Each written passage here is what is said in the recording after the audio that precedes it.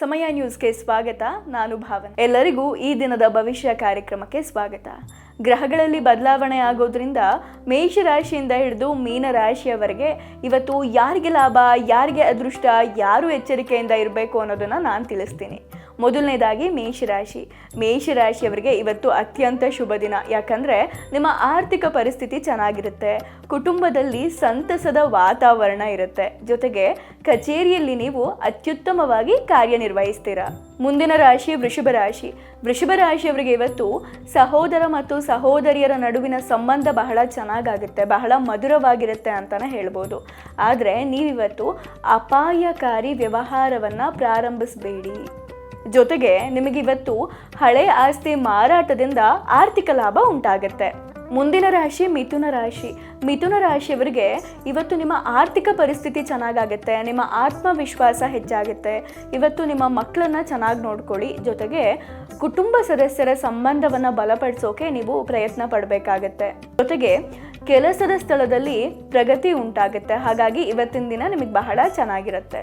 ಮುಂದಿನ ರಾಶಿ ಕಟಕ ರಾಶಿಯವರಿಗೆ ಇವತ್ತು ಹಣಕಾಸಿನ ವಿಚಾರದಲ್ಲಿ ಲಾಭ ಉಂಟಾಗುತ್ತೆ. ಇದರಿಂದ ನಿಮ್ಮ ಸಂಪತ್ತು ವೃದ್ಧಿಯಾಗುತ್ತೆ. ಜೊತೆಗೆ ಇವತ್ತು ನಿಮಗೆ ಆಧ್ಯಾತ್ಮಿಕ ಕೆಲಸದಲ್ಲಿ ಆಸಕ್ತಿ ಹೆಚ್ಚಾಗುತ್ತೆ. ಕೌಟುಂಬಿಕ ಜೀವನದಲ್ಲಿ ಸಂತಸದ ವಾತಾವರಣ ಇರುತ್ತೆ. ಜೊತೆಗೆ ಇವತ್ತು ಕಟಕ ರಾಶಿಯವರಿಗೆ ಹಣಕಾಸಿನ ವಿಚಾರದಲ್ಲಿ ಹೊಸ ಆದಾಯದ ಮೂಲಗಳು ಸೃಷ್ಟಿಯಾಗುತ್ತೆ. ಮುಂದಿನ ರಾಶಿ ಸಿಂಹರಾಶಿಯವರಿಗೆ ಇವತ್ತು ವ್ಯಾಪಾರ ಮತ್ತು ವ್ಯವಹಾರದಲ್ಲಿ ಅನುಕೂಲಕರವಾದಂತಹ ವಾತಾವರಣ ಇರುತ್ತೆ. ಯಾರಾದರೂ ಉದ್ಯೋಗ ಮಾಡ್ತೀರಾ, ವ್ಯಾಪಾರ ಮಾಡ್ತೀರಾ ಅಂದರೆ ನಿಮಗೆ ಅನುಕೂಲಕರವಾದ ವಾತಾವರಣ ಇರುತ್ತೆ. ವ್ಯಾಪಾರದಲ್ಲಿ ಲಾಭ ಹೆಚ್ಚಾಗುತ್ತೆ. ಜೊತೆಗೆ ನಿಮ್ಮ ಕೆಲಸದಲ್ಲಿ ನೀವು ಸಕಾರಾತ್ಮಕವಾದಂತಹ ಫಲಿತಾಂಶವನ್ನು ಪಡಿತೀರಾ. ಮುಂದಿನ ರಾಶಿ ಇವತ್ತು ಕನ್ಯಾ ರಾಶಿಯವರ ಆರ್ಥಿಕ ಪರಿಸ್ಥಿತಿ ಚೆನ್ನಾಗಿರುತ್ತೆ. ಇವತ್ತು ನೀವು ಪ್ರಯಾಣ ಮಾಡುವಂತಹ ಸಾಧ್ಯತೆ ಇದೆ. ಜೊತೆಗೆ ನೀವಿವತ್ತು ಮನೆಯಲ್ಲಿ ಅನವಶ್ಯಕವಾದ ವಾದ ವಿವಾದಗಳಿಂದ ದೂರ ಇರೋದು ಬಹಳ ಉತ್ತಮ. ಜೊತೆಗೆ ನಿಮ್ಮ ಕುಟುಂಬಸ್ಥರ ಆರೋಗ್ಯದ ಕಡೆ ಗಮನ ಕೊಡಿ. ಮುಂದಿನ ರಾಶಿ ತುಲಾರಾಶಿಯವರಿಗೆ ಇವತ್ತು ಜೀವನದಲ್ಲಿ ಸಂತೋಷ, ಶಾಂತಿ ಇರುತ್ತೆ.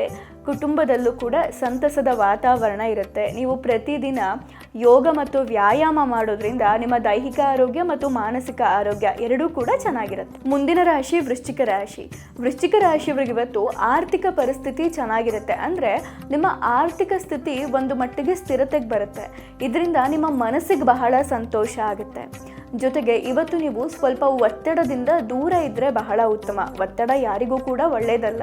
ಇವತ್ತು ಯಾವುದೇ ಮಾನಸಿಕ ಒತ್ತಡವನ್ನು ತೆಗೆದುಕೊಳ್ಬೇಡಿ. ಜೊತೆಗೆ ವೃತ್ತಿ ಜೀವನದಲ್ಲಿ ನಿಮಗೆ ಹೊಸ ಅವಕಾಶಗಳು ಸಿಗುತ್ತೆ.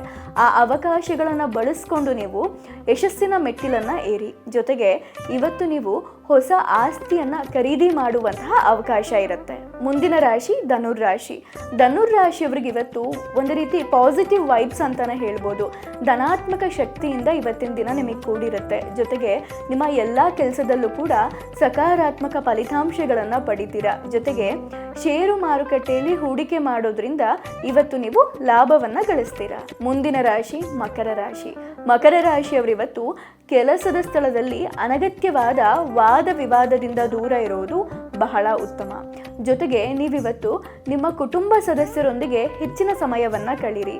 ಹಾಗೆ ರಿಯಲ್ ಎಸ್ಟೇಟಲ್ಲಿ ನೀವು ಹೂಡಿಕೆ ಮಾಡೋದ್ರಿಂದ ಉತ್ತಮವಾದ ಲಾಭವನ್ನು ಗಳಿಸ್ತೀರಾ. ಮುಂದಿನ ರಾಶಿ ಕುಂಭರಾಶಿಯವರು ಇವತ್ತು ಅನಗತ್ಯ ಖರ್ಚುಗಳನ್ನು ನಿಯಂತ್ರಣ ಮಾಡುವುದು ಬಹಳ ಉತ್ತಮ.